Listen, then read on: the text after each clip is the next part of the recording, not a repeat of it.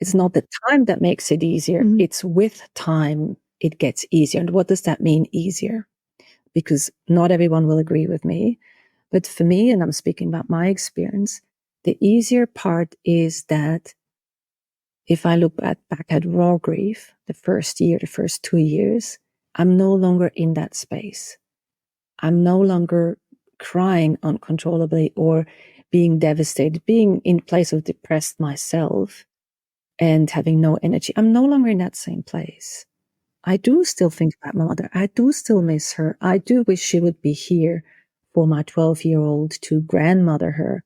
I do wish that. I have this yearning for my daughter to have her twin, for me to have that experience of two girls with me. I still have that.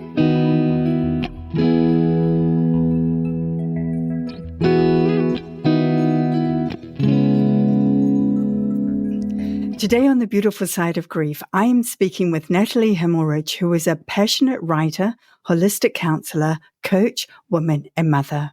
Her areas of specialty are relationships, grief, and trauma, with a passion to help people find their inspiration for healthy grieving.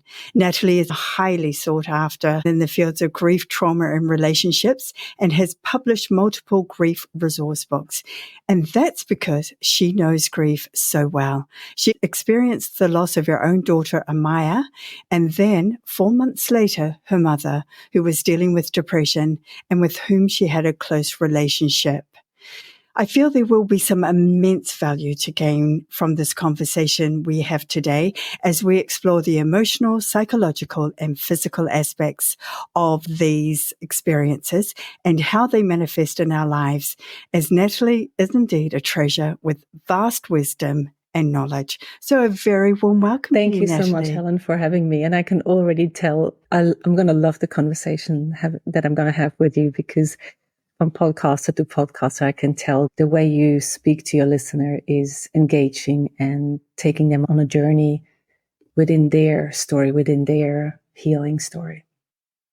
Nathalie, I appreciate you saying that, because this is what it's all about. It's about your story, and it's about the wisdom that you have to share around that. And I just think that's got immense value. So yeah, I'm excited.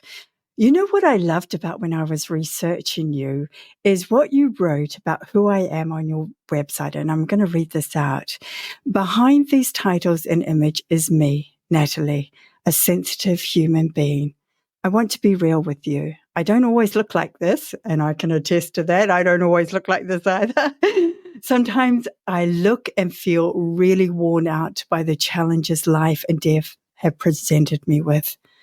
And, you know, when I read that, I knew I was connecting to a beautiful, authentic soul who just gets life so well and doesn't try to hide from it or hide aspects of it. So I think this is going to be one of those conversations where we get lots of gold nuggets.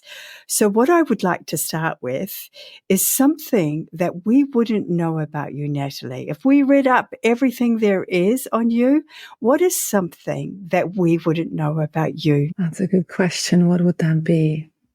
First of all, the things that you read out, for me, I'm not a very public person in itself. So for me to have or want or need a website and write about myself, it's always a question of what am I sharing? Where am I wanting to share what I'm sharing, and what is me? So for example, one thing that people might not know is that I do not like to take selfies, or I do not like to take pictures of myself, like the things that you need for a website on an About Me page. This is something that I don't particularly like. So anything that has to do with social media where it is required or suggested that I would show me speaking is quite a challenge for me. So for me, as well as a podcaster, to speak about me and my personal experience, it has been something that wasn't me, but it was like a choiceless choice in where I came from as a therapist, then with my own significant loss experience, to share about that. So both in written, in audio, in visual, in pictures, as well as in any way or form or shape or form that's not really at the center of me, that I like to present myself as. But I thought it was like, or it came to me like a choiceless choice in the sense of, if I can do good, if I can bring people to an understanding of grief and healing that is different to what they have given or what they have inherently in themselves, then this is like a choiceless choice for me. This is how it came about for me to be so public. I don't know if that answers your question. It's perfect, because I relate to that so well. That is something that I've struggled with on this whole journey. And I know the exact same thing, to put yourself out there in the public, and you see these other people that are so comfortable in front of the camera taking selfies and all of that. And I feel like I wear the scars of my life on my face and on my body. And there's a part of me that's proud of that, proud of surviving all of that. But it doesn't always make for the nicest pictures. And I seem to be one of those awkward people in front of the camera. So I totally relate to what you're saying. But it is what we need to do. Yeah, the choiceless choice. I like that. Are you comfortable giving us a background leading up to conceiving your twins, and then around the diagnosis you received regarding Amaya at 19 weeks? So I was a therapist before, and even before I'm a teacher, and then I became therapist, and I was drawn into dealing with people with loss. So first of all, that was relationship related loss. I worked a lot with couples, and there was something that intrigued me about death, even before my own significant loss experiences. And I don't know why, but I feel now in retrospect that it was like a preparation for me to be dealing with loss, to be coming close to death. And I became pregnant quite late in life, and I was pregnant with twins, with identical twins. And then at 19 weeks, there was a diagnosis that Amaya had multicystic kidneys, which is bigger picture is Potter syndrome. And leading up to their birth, there were different situations where we had with doctors in ultrasound scans where different people said different things, but it was quite challenging. And in retrospect, this is where the trauma started to happen, because at 26 weeks, that one of the doctors said, well, you have to think about palliative care. And that came out of nowhere. And I had already said to my gynecologist that if there was no medical reason to do so, we would not want to terminate or make a decision for the baby. We wanted the baby to make the decision when it was time to go. And that led then to 34 weeks of pregnancy where they checked again in ultrasound, different doctors, we changed them. And then it was clear that they needed to be born because they were identical, but they had different sex. So one of the things is with Potter syndrome is that the body doesn't produce urine. So once the amniotic fluid was gone, then it becomes very tight. But the advantage was of two of them in that there was a cushioning, because Amaya didn't have the fluid and Ananda May had the fluid. Anyway, so not to draw it out for too long, but they were born at almost 35 weeks. And then, because also other doctors said, we can only really tell what exactly is happening once the child is born, and once we can do an X-ray or different tests, because within the mother's womb, it's difficult to make certain tests.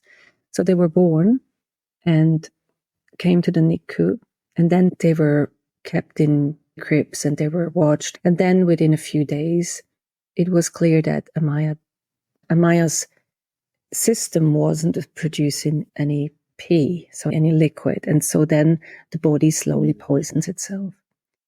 And that's when, in the second night, she had a collapsed lung.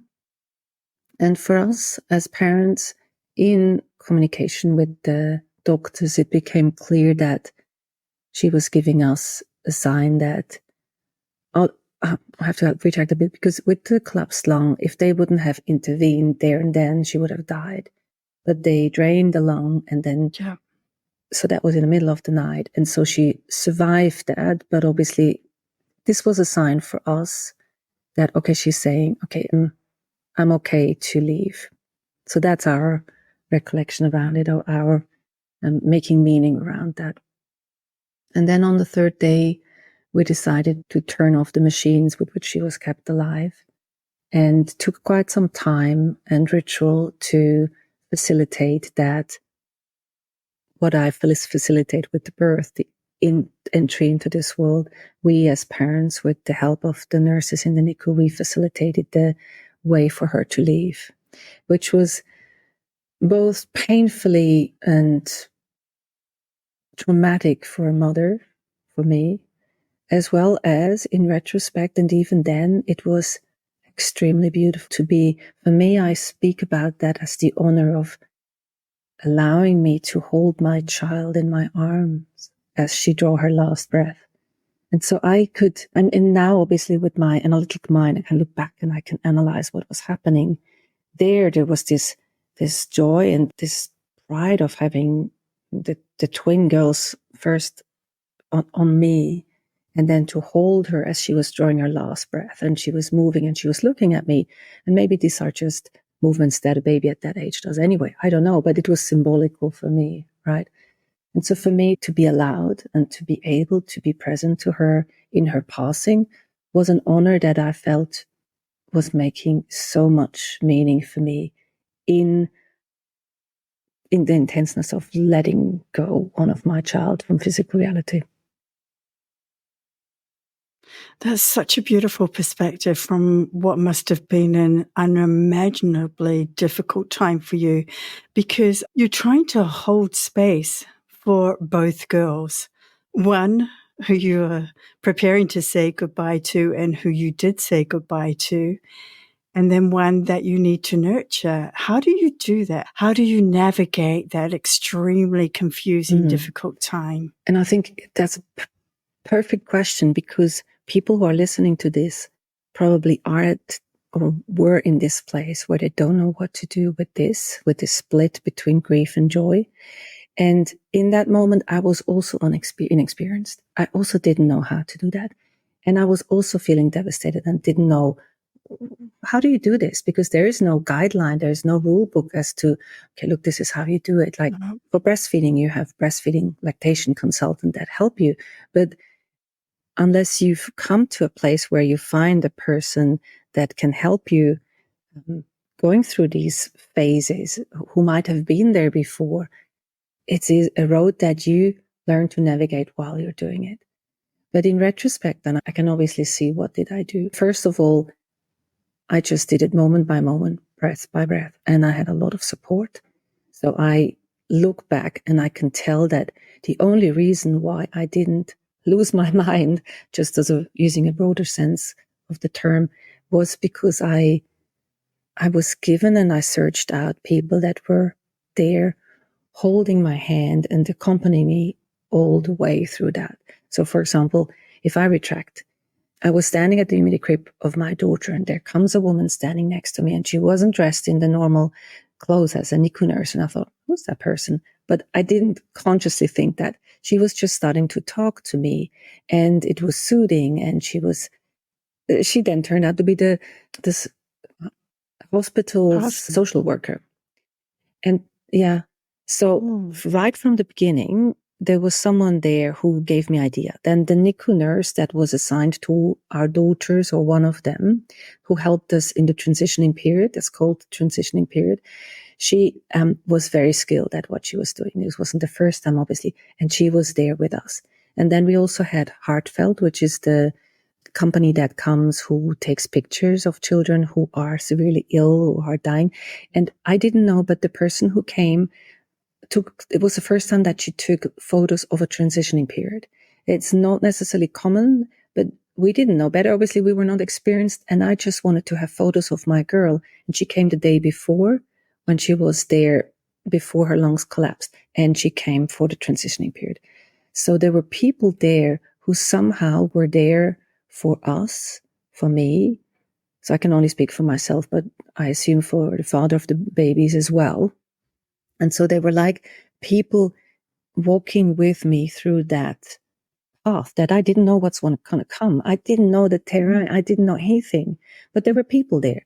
So I think, from my understanding now of trauma and grief, I understand fully that not being alone, having someone there with you, and taking it slow, those three things. And I didn't need to know. But those three elements were meaningful to the whole rest of the 12 years since then. Wow. And that's what I was going to ask you, what you found most supportive during that time, and you've just explained that beautifully. And then you get home and your mum is living on the other side of the world. So again, that's a tough time in itself. And you're just probably getting used to just having this one wee baby home with you. And then you get the news about your mum. So my daughters were born in September, 1st of September, and Amaya died on the 3rd. And then, as you were saying, I started to learn to be a mother because this was my first child as well, and had sleepless nights. And then beginning of December, my parents came to visit. So they live in Switzerland, and they came to Australia, to Sydney, where I lived at the time. And they visited for about a month. And so we spent December together. We spent Christmas together. And so my mother was dealing with depression, but was at that time stable, I would say. But she was obviously, not obviously, no, but she was stable at that time. And then by the end of December, I think actually the 30th, they left and went back home. So they returned to Switzerland, where I live now. And 19 days later, she died from suicide. And wow. To retract a little bit, she had suicide attempts while I was pregnant. So one would say, that doesn't come as a surprise. It still does come as a surprise. It's not something that you expect, or because someone has attempted before, they're going to do it necessarily again. But when I was 19 weeks pregnant, when we found out about the Potter syndrome, that's when my mother had one of her attempts, which took her to hospital. And so I was leading up to the birth of the children. I was already in this stressful place inside of myself because I was fearful of my mother and what would happen to her. But then after they left, it's not something that I expected. She wasn't in a state where I said, oh my God, she's in a really bad place. This is not what I expected. And then we had this conversation. I had this conversation with my father, who started saying, oh, you have to be really strong now. And I knew what he was going to say. So my mother died from suicide. And within 4 days, we were in Switzerland. We had to make a passport for that small baby to come to the funeral. And luckily, so from when the girls were born, it took me some time, but I was already searching out a therapist for myself, because being a therapist myself, I knew that, and leading up to what I was saying before, I knew, okay, I can only make this through if I take the same kind of support that I would wish other people have, and that I can see my clients the way that they go. So I knew, okay, this is what I would like to give myself.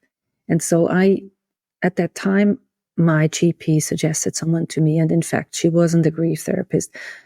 However, she was really good. She was in fact pregnant herself, which I found out in the course of me seeing her, which for some people is quite a trigger, understandably a trigger.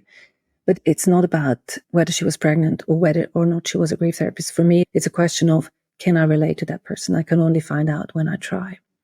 And is this person supportive? And I wanted someone, and I said that to my GP, I wanted someone that I didn't have to tell, what does she need to do with me? She needed to know herself, because I wasn't in the seat of being a therapist. I'm in the seat of being a client. Yes, exactly. So when my mother died, I had a therapist, and I was already in session with her. So I called her and I said, okay, I need to come and see you today. This is very destabilizing. And so I had support from the get-go. And I think that as well, that just gave me the space. However, it doesn't take away the grief. It doesn't take away the instability this gives and the questions that go on in your mind. But there's someone there helping you navigate that. If you have the chance to find someone that you can talk to, the ruminations or the post-traumatic stress and all these feelings, the culmination of grief. Grief is a word that is a summary of all the things that are going on in your brain, in your physical, in your emotional self. So that was absolutely important.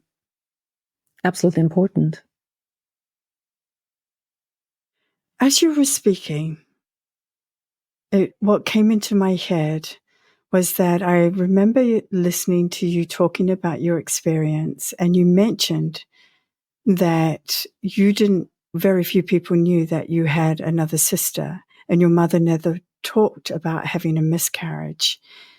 Do you think in some way that was a triggering response for her with her depression, what you were going through pregnant? And yeah, it just made me think of that. And I don't know whether you've thought about that as a factor in it all, but back in those days, people didn't talk about their miscarriages. They just got on with it, didn't they? I never thought about that.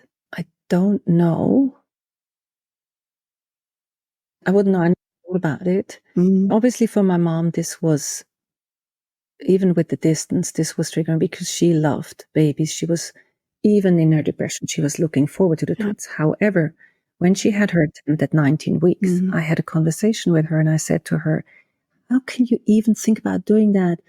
Me selfishly being pregnant and saying, I'm pregnant with your granddaughters and you would not want to live anymore. What would that do to me and my babies? And that, I was obviously thinking about myself. But then she said something interesting. She said, when I'm in that place, it has nothing to do with you. I do not think about you. Absolutely. And even though that was difficult to grasp, and I can now understand because I read about people in the suicidal space a bit more to understand it.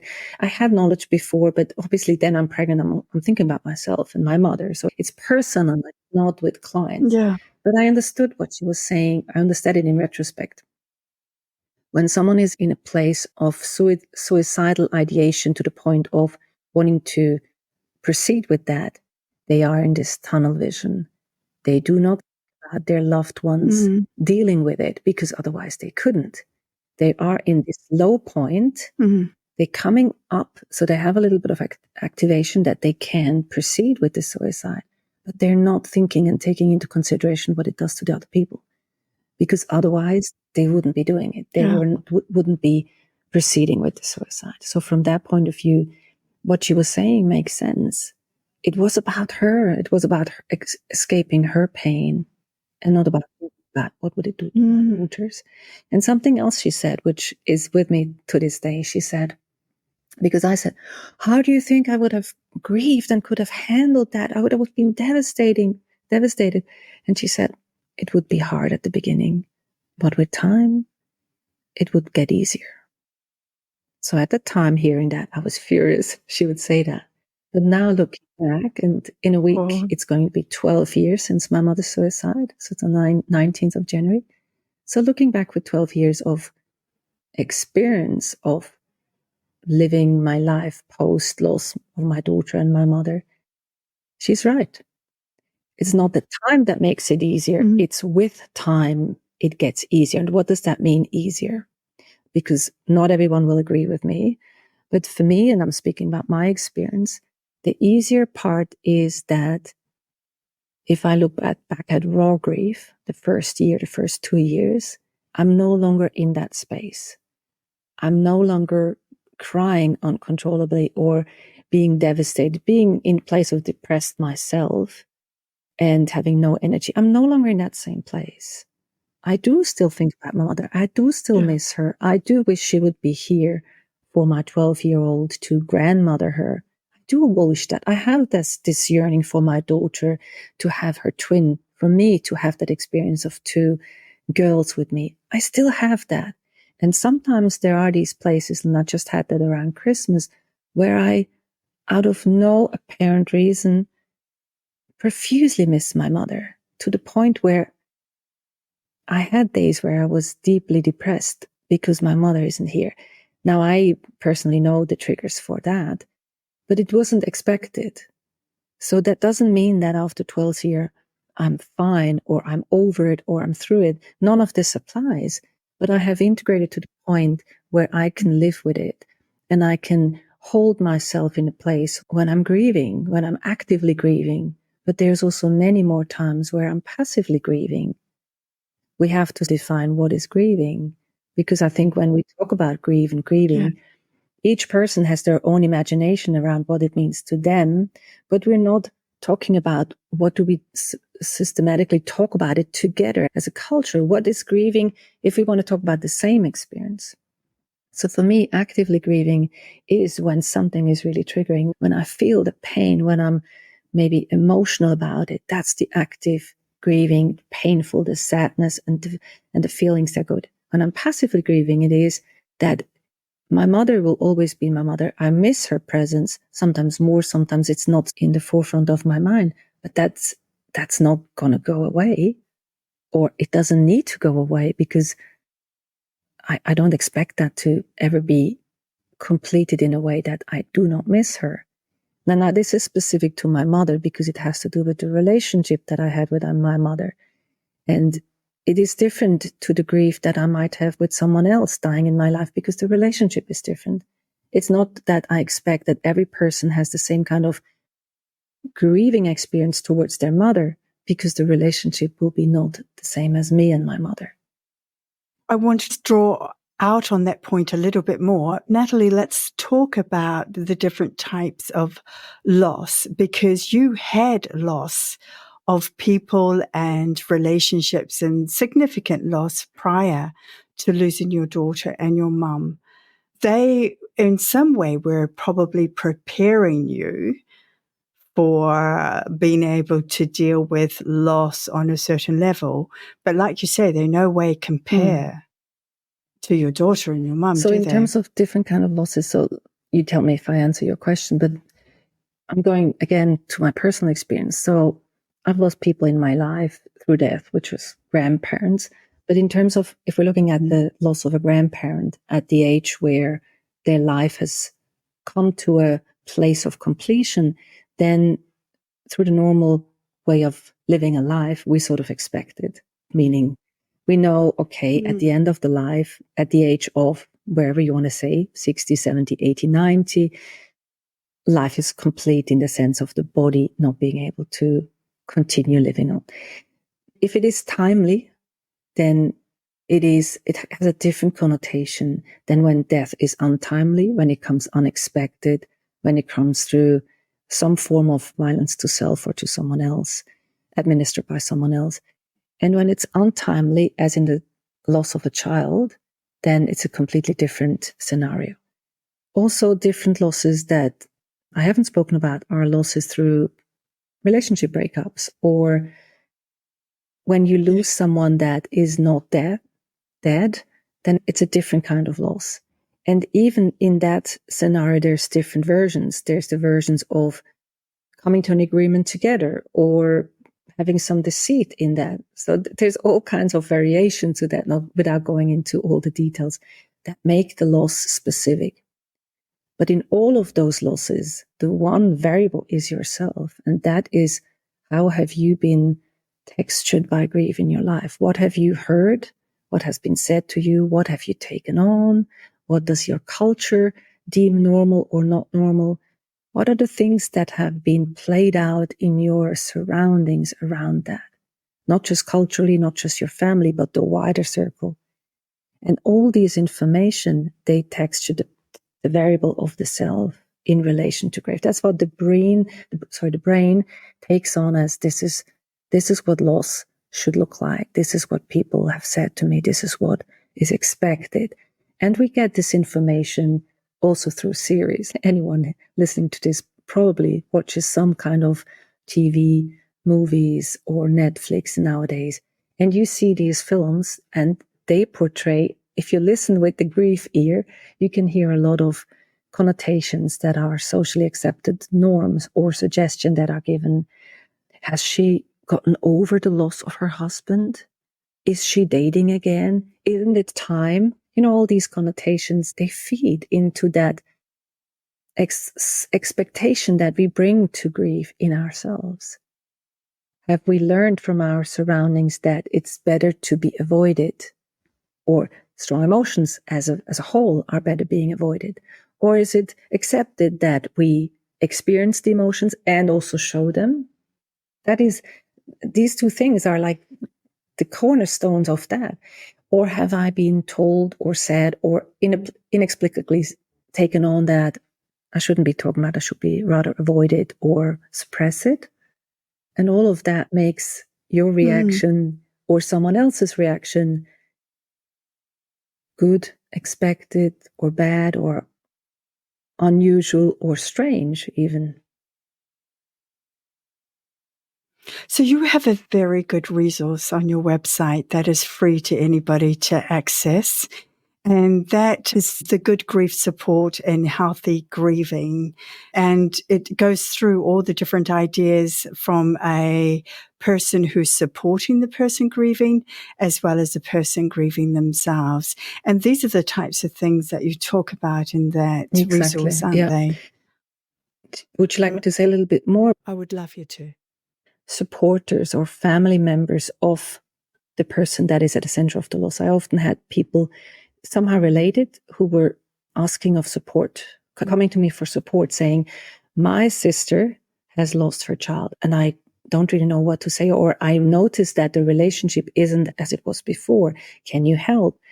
And this is from the side of the supporter, but also from the person grieving. I often heard, these people just don't understand, which is understandable if you haven't experienced something, and if you, going back to the idea of what are we bringing to the grief, all these things don't make us very experienced in dealing with someone who's grieving. They just don't, because we have mostly heard the 5 myths about grieving. Be strong, keep on going. What is it? Grieve alone. I can't name them all. But anyway, this is the common myth that we have around grief that most of us know about in subconscious ways that we bring to the table. So people then don't know what to say. People cross the street and don't speak to the person because they are like, I don't know what to say. I don't want to say anything wrong because they could cry. And what would I do if someone's crying? I don't know what to do.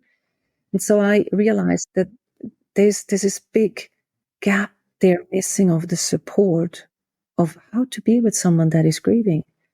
And so my latest book is called Bridging the Grief Gap, because I needed to put that into words, because so many of my therapy sessions were about that.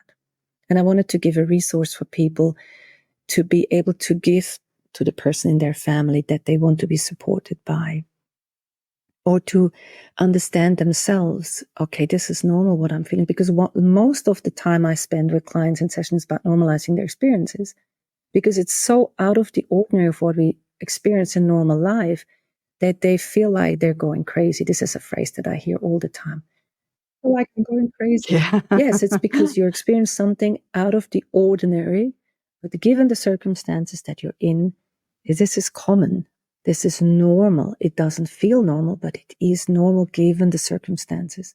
So the resource that you mentioned on the website, which is free, is for people to get the main points of Bridging the Grief Gap. This is sort of the bare bone mineral to understand, how can I be with someone? What do I say? And I just had an experience this week where, in a group of people that I'm working with, someone's grandchild died shortly after birth. And it was exactly that situation. There were all these people working together, and one of the person was affected by loss, not at the very core, but still very close. And I could see everyone was like in shock. They were all in freeze when the news was being brought to them. And the person bringing the news was very emotional, so there was a trigger for her. And I could normalize each person's behavior because I knew what was happening there. And this is the kind of the bridge that I hope to give to people, because grief will sooner or later touch anybody's life. I had my own. Sorry about that, No, Nathalie. go ahead. I had a similar example with one of my relatives after my daughter died, and she was so well-meaning, honestly. She thought that if she took all the tough news and shielded me from the harsher realities of it, she was doing me a good service. Yet I'm the type of person that wants all the pieces to fit together. And I needed to hear the information. I needed to be a part of that decision making regarding my daughter. And yes, it was a tricky one to navigate because I knew she meant well, but she didn't know what I needed. and I needed to hear it. Even if I didn't like what I was hearing, I still needed to hear the information. So that's the sort of thing we're talking about, isn't it? It's like people, they come from a good place. They just want to do the right thing and the best thing. But like you say, if they've got no previous experience, it's very difficult to know what is the right thing to do. And you know what you're saying is exemplary for the fact that a lot of people still believe that avoidance or shielding is the best way for someone. Now, in certain cases, that might be the case. As an example of one of my podcast guests, she spoke about the death of her daughter, which was in a car accident, and the police didn't allow the mother to see the child. Now, I'm absolutely sure this was out of good experience of what the mother would see in terms of the traumatic response of the post-traumatic stress that she would have from that. So there are situations where that is appropriate given the experience that these people have. But in many other cases, it's good to have the information because the mind naturally goes to what if, what could I have done different? Where was I lacking? Guilt and shame is often part of grief. So the mind naturally goes to wanting to understand and wanting to know, what did I fail to do that this happened? And so some of the information is important to give the brain a little bit of respite to say, you did everything you could. This is not your fault. And so the question of the information, I don't know what she was trying to shield you from. In other cases, like with the police who said, no, we do not want you to see your daughter. They knew that this would probably lead to some of the post-traumatic stress that comes anyway with the unexpected violent death of like a suicide or accident or. Yeah, my daughter was in an accident, and luckily I did get to see her, and I didn't get to be with her until she'd been to the coroner, but then I brought her home with me. And it was just around the car and the vehicle. But actually, that situation, when I did go to the person who towed the car, and he actually was brilliant because he drew for me exactly what had happened. So I understood, and I got some real peace and comfort from the information that he provided me. And he forewarned me that the vehicle was not going to be pretty. And I knew that she'd been hit by a truck. So I knew that. But it was my choice as well. So for me, and that's the type of person I am, I would not recommend that for others, that may be the last thing they want to be involved with. But I think that what the message is, don't assume Exactly that you know what is best for that person. And it's about trying to be openly communicative with them about things. Yeah. And the way you just spoke about that little part of your story, it shows that this person showing you the vehicle, he prepared you. And it wasn't immediately after the death or after the loss or after the accident. I assume when he showed you the car, it was a bit of time. So I think there's a differentiation between in the moment, in a stressful space anyway, and the preparation is extremely important. You know, one of the things that came to mind when you were speaking was seeing my mother after she died. So I did choose not to see my mother in the casket. And I made this decision, not in a spur of a moment, made this, and I thought about it and I felt into it.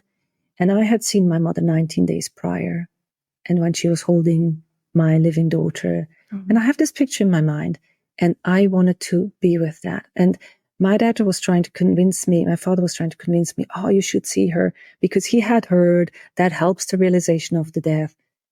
And for me, in that moment, I was thinking, okay, if I never see her in the casket, how will that be in 1 year and 2 years? And I didn't have a feeling in that moment of, I should have, if only I had. So it's a bit difficult to future pace that thing, but I took some time. And so I decided, no, I don't want to. They were trying to convince me, but I decided not to. So now it's 12 years later, and I don't have ever the feeling I should have. It's a personal thing, because for someone else, they would say, no, I have to, I want to. but don't make that decision for someone else, and don't make it quickly. Take time, because taking time, spreading time is the counterindicator for trauma, because trauma is too fast, too much to deal with. So if we're taking time and taking small bits, gives the system time to integrate it. And then the decision comes from a different place. So the story that I was telling about the mother in the accident was right at the accident scene. So she was in that moment of obviously wanting to go to her daughter. This is like an urge. And so do you understand? I don't want to say that this is the right. I do understand that, because I knew my daughter had died. I knew before the police told me, and my natural instinct was to hop in my car and go and find my baby. Where is she? And I didn't know which way she was coming home. And so I was fraught with that. And all I wanted to do was be with her. And that was my overwhelming desire. And I believe that is what a lot of parents would feel. But like you say, the flip side of that is that sometimes the reality of what they're going to see is too overwhelming for their system. And yeah, I know that when the police did contact me, they just said, "Oh, we've closed the road off." They didn't tell me then that she had died, although I found out shortly after on Google. Actually, I found out on Google. And yes. And so, so I still think I was still going to find a way. And then I realized this is what's happened. So in every situation, every experience is so unique. So what fits one person doesn't necessarily fit somebody else, does it? And speaking on that, can you also just speak to us a little bit about how the body holds the grief? Because you spoke about it 12 years along at Christmas, you had that feeling within you. And I'm a great believer that you don't even have to consciously know when the date is coming up. Your body tells you. So the interesting thing about it is that, grief is experienced on all the different levels: physically, emotionally, mentally, cognitively, and also spiritually in a way, depending on your beliefs. But it is held on all those levels in different ways. And so on a physical level, there's different ways that it can experience. So it's like grief's energy tries to find a way to be experienced, to be making its way out of the body. And so if we're talking about the physical sense, it could be headaches, it could be disorientation, grief brain is often spoken about. So the foggy thinking, not being able to concentrate. Like I had significant experiences in the months after my daughter died that felt like a broken heart. So I would be feeding my daughter, so in that position as breastfeeding is, and then there came a moment where I was like, okay, there's something, I cannot breathe anymore. I feel like I can only breathe very shallowly. And I had to call someone, can you please take another mayor because I can't move. So there was something like my lung caught between a rib. So the medical thing or maybe my ribs with alignment, someone would say, oh, well, yeah, your ribs are out or whatever. But it felt like my heart was broken and I couldn't breathe, which is very symbolic also because the lungs in traditional Chinese medicine are relating to grief. So whichever angle you look into that, it was making sense. But in overall, it's just grief's energy trying to find a way to go out of the system, whether that is through tears, through uncontrollably crying, whether it is through ruminations in the thoughts, or whether to try and make meaning, building altar, or putting up pictures or symbolism, or trying to see symbols. It's just a way for us to make or to continue the relationship with the person, a loved one. Because even though they're no longer physical, the relationship doesn't end. So our daughter have died, but we still have our daughters. It's just in a different form of relating. The same way as my mother died, I still have a mother. Just the relationship that I have now is no longer physical. it is what I make it to be. And the energy of grief comes out in all kinds of things. There's needs that happen in a person's system that is a way to integrate the grief in their life in whatever way, whether that is tending to a grave or making meaning in other ways, whether it is making a podcast like you and I, or writing a book, or nothing of that. Maybe it is pouring the love in to the people around you because you know how precious life is. It doesn't have to be a big outwardly thing. It can be something very inside of ourselves. And I think it's, maybe I'm painting that a bit too broad, but it's like, how can grief, as however one defines it, find its way to be expressed in an attempt to integrate, to make life around that loss expand to the place where that grief, that loss always has its place and hasn't become smaller, but has been textured by more life and more experiences around. I think that's beautiful. I love the way you explained that. And it takes the pressure off people too, who feel that they have to honor their loved one in some way. They can just do it from within with their memories and having that special time of the day, or where they just really take that time just to remember them, how they impacted their life, and just however they want that to look for them, really, isn't it? Yeah. And I want to add something to that. Sorry that I just jump in. No. Because that's the element that I think is not yet so open, in the sense that, how do you live a relationship between you and the person that you've lost? Meaning, if we're looking at mothering a child, we see lots of examples. We see other mothers walking with their children. We see them do, or fathers. And we have a model of what mothering looks like, or fathering, or parenting. So we have lots of models. We see that in films.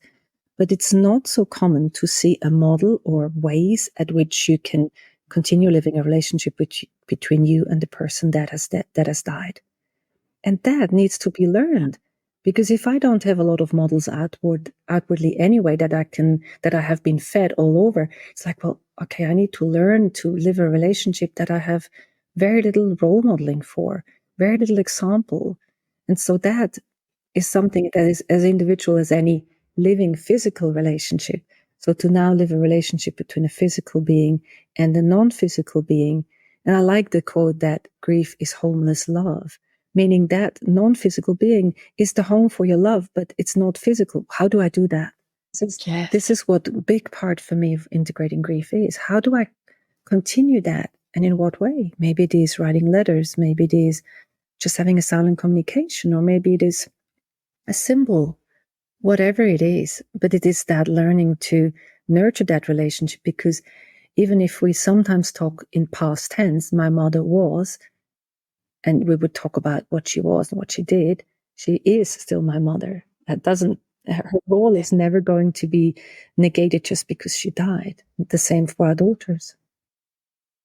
And so how do you ensure that your surviving daughter, how do you deal with the relationship between the two of them? Because it's a twin bond, regardless of how you look at it. Yeah. Isn't it? And is she curious? Does she want to know? Does she want to see pictures? So we are very open. We are very transparent, and we have been from the beginning. I wouldn't know any other way to do that. And I personally think it's very important. Luckily, I have been born into a time and space and place where this was okay, and haven't been told otherwise. Just forget about that. Just don't speak about it. This is in other cultures or other times that was very common. But in my case, we were and we are very transparent. However, I only have 12 years of experience with my daughters. And so I can see the different levels of maturity and age in which she has related to her sister, her sibling. And it has changed over the years, and it is ever changing. I expect that. So I make a differentiation between my relating to my daughter and her relating to her sister. And I make this distinction very deliberately, because my relating or my grieving or my whatever that means, integrating grief is my part and hers is hers. But obviously, as a mother, I'm part of that for her. But I, as to the best of ability as I can, I try not to impose anything on her. So I take her lead. I have taken her lead from early on. Like, for example, we have some pictures of them together. For example, in my bedroom, I have pictures of the two together. And in her room, there's a picture of me holding Amaya. But she has a choice over what ones can be there or not. And so now at 12, also of her going into a new school, I had a discussion with her about whether, how, to whom, and in what detail she wants to bring in her sister. And I made that conscious effort to have a conversation with her, for her to think about it and make a decision because of the history that she had with that. Because she had already been always speaking about, because in school they ask, how many siblings do you have? And then they speak about that. And children react very naturally. What? You have a sister? We've never seen her. That's not true. They're very natural about it. And then she says, yeah, but she's died. And then they're, okay. They don't like go, But a lot of the adults have said she shouldn't be leading with that story. She shouldn't be always telling that story. And I said, why not? That's part of who she is. And just because it makes you uncomfortable doesn't mean she doesn't have to talk about it. But in her going to a new school now, I had a different conversation because of her maturity level. So I made a decision to say, how much do you want to talk about it based on your experience? So now she deliberately lets it flow in when she wants to, when she feels comfortable, but not as a lead in to conversation. And, I also want to say that in terms of identity, like, obviously she is a twin and she has a twin sister, but it doesn't have to be the main part of her identity because she's been living as an individual and as an only daughter in our case, although I wanted other children, for 12 years. So she made her identity about that. And yes, that not living sister is still part of her, but it's building that identity the same as me as a mother. How big of a part of me is being a grieving mother or a bereaved mother? How much of me is part of me is being a semi-orphan daughter? And how much of me is part of the other beings that I am? And that is in a pie chart, if we want it, has changed. Doesn't have to be the same, because in raw grief, it's a lot about being a grieving mother, because that's the experience that we have, which is natural. But as time goes by, there might be other things, other glimmers in life that I want to bring into that make up who I am and that I want to be. And so it's changing, ever changing. I really like the way you've described this, and I especially like that you've separated your grief patterns from your daughter's grief patterns and allowed both to exist and hers to even take the lead. And I think that is so important that we understand that, especially in families, because everybody has their own way of doing it, depending on their personality and lots of different factors, what the family dynamic is and so on. So that's incredible. Look, we have had such a beautiful conversation, and I was going to talk to you about trauma, but actually I think that if you would like to, we can do a whole separate episode on that, because I feel like I really like where this episode has headed and what it has addressed. And I really like what we've talked about in bridging the gap of grief and the importance of that. Is there anything else that we haven't discussed that you would really like our listeners to know around grief? Just one thing that is in my mind, and it might be important to say because it's sort of in my mind as a nice story to end as well, and to be mindful of in terms of grief of children. I mean, there's different maturity levels that relate to different kind of grieving. But one of the interesting things that I found is, and that also embraces the trauma aspect of, is allowing someone to be where they're at. this is a very short story. When she was 4 years old, we had her birthday party. And at the end of the birthday party, it was the first time that I saw her actively grieving. Now, in my mind, I thought it's because of her sister. Well, it turned out to be something else. She was sitting on my lap and she was crying. She was crying for about half an hour. So with my understanding and my knowledge of grief and trauma, I just allowed her to be. I didn't shush it away. I didn't tell her, okay. I didn't try and divert her attention. I just said, and I just sometimes let her be. And I sometimes, gave her the space to have whatever. And then she was crying. And sometimes she was saying something for like, I'm so sad. I thought, oh, yes, you're sad. And I was mirroring back to her what she was. I wasn't implying anything. I wasn't putting meaning onto it. I just let her have her experience. And I was curious, but I had my assumption. So I thought it was about her sister. And then at some point she said, I'm so sad. My birthday party is over and it won't be happening for another year. So I realized she's a 4-year-old, and that's about the age when the grieving can be really experienced. So it was interesting to see that.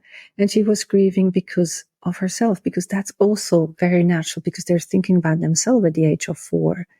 And then at another point in time, I finished that story first. About half an hour into that, she herself said, okay, mommy, we can do something else now. So recalled half an hour, but it was shorter, but it was longer than I expected. And then it was over. However, another time I did something for myself, which I sometimes do around the birthday. I sort of do something for me in relation to him. Because, in life in general, we celebrate Nanda May's birthday, but not Amaya's outwardly, because I don't want that. It's for me. It's not for anyone else. And it's not for Nanda May that.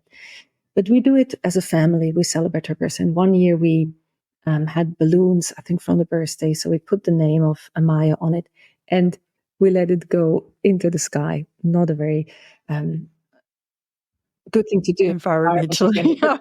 It was just... But I did that same thing, and then I thought about that afterwards. And she was crying and crying and crying. And she wasn't crying because of Amaya. She was crying because the balloon went away. So, it's those kind of things. The children will grieve in their own way. Like when she became a teenager, early on, she was grieving of not having her friend, her mate, her closest with her. And she would sometimes say things like, if Amaya was here, and she would imagine what it would be like. That's also the relationship that she's building with that non-physical sibling that she wishes she has, that she had, but that she doesn't have in present tense. So I think it's important for people to understand that, the best thing you can do with someone who's grieving, whether that is your child or yourself or your friend, is to just be there with her, inquire and ask questions and not shy away from not knowing. You don't need to know, but you can ask and unassumingly ask about what's going on. Such good advice. I have 3 quick questions I ask everybody to finish up the podcast. So what is the best thing that's happened to you so far today? And look, I have to just let people know that your day's only just started. You got onto this podcast very early over in Switzerland, and I'm very grateful for that. But is there anything fabulous that's happened to you already? The best thing today was my conversation with you. I want to tell people who listen to Helen, maybe some of you are like listeners that have listened to you for all your episodes. Helen is a fabulous podcast host, and the kind of conversation that we have, she knows me, and I only just met her. So this was the best thing today. Thank you for starting my day today like that. I appreciate that. I really do. What is something that you are most grateful for? Most grateful.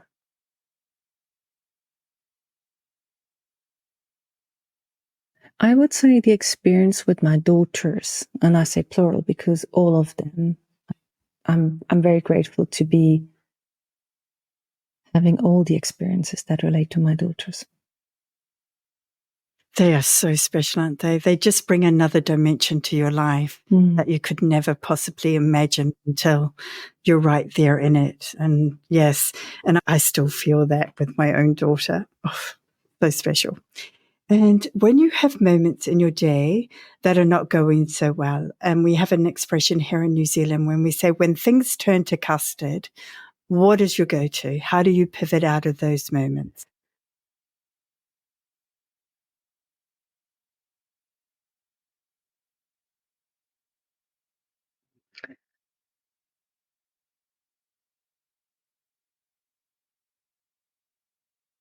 I would say radical self-care, and that can look differently in different scenarios. I'm a therapist to myself. Sometimes I hear myself speak like a therapist to myself, and that is a gift to have. It's not always I think it's actually the way that I deal with things. And I'm not necessarily able to do that right away, but with a bit of reflection, with a bit of time, I can usually be, and I have learned to be, this is not something that I was all the time. I've learned to be very kind to myself. Great. That's beautiful. Because I think we're often our own worst critics, and we judge ourselves a bit too harshly sometimes. Oh, Nathalie, what an absolute pleasure. I knew this was going to be a great interview. I could just feel it when I was researching you. I was going, oh, yes, I love this lady. And you have proven to just be so, you just have this way about you that is so compassionate and so calm. You are so calming. And I envy the people that get to come and see you for therapy, because you just must do such an amazing job with them. And I have to say, I'm very grateful that I got to speak with you today, for the time you've given us and the wealth of information you've shared on how we can start to bridge that gap with grief and in grief. And I will have all the links to how people can contact you in the episode notes. But would you like to share that with everybody now, just before we finish up? Well, yes, if people want to find out more, they can just start with my website, and that's nathaliehimmelrich.com, and everything else sort of leads from there. I think that's all. Yeah. Thank you so much. Beautiful. Thank you so much, Helen, for your time and for having me on your show. I love the conversation, and I feel equally grateful to have had the opportunity to be speaking with you. No, it's been an absolute pleasure. Thank you. Now, head off and enjoy the rest of your day. Thank you. And pass on my thanks to your daughter for taking you away from breakfast time. That's okay. Thanks for listening. I hope you got some real value from this episode.